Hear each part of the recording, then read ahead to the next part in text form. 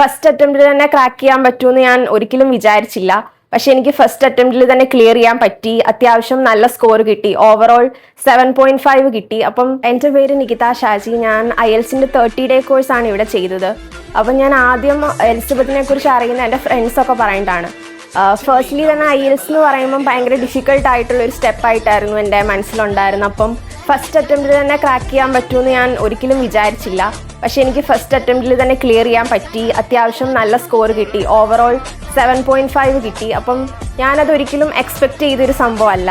And അതിൻ്റെ main reason ഇവിടുത്തെ ഇത്രയും സപ്പോർട്ടീവായിട്ടുള്ള ട്യൂട്ടേഴ്സ്, ഇവിടുത്തെ ഒരു ലേണിംഗ് എൻവയോൺമെൻറ്റ്, അതൊക്കെ കൊണ്ട് തന്നെയാണ് എനിക്ക് ഫസ്റ്റ് അറ്റംപ്റ്റ് തന്നെ ഇത് ക്ലിയർ ചെയ്യാൻ പറ്റിയത്.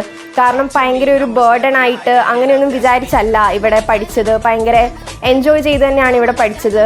അതുപോലെ ഇവിടെ നമുക്ക് പ്രാക്ടീസ് ചെയ്യാൻ തരുന്ന മൊഡ്യൂൾസ്, ക്വസ്റ്റ്യൻസ്, ആ ഒരു പാറ്റേണിൽ തന്നെയാണ് റിയൽ എക്സാമിന് അപ്പിയർ ചെയ്തപ്പോഴും ക്വസ്റ്റ്യൻസ് ഒക്കെ വന്നത്.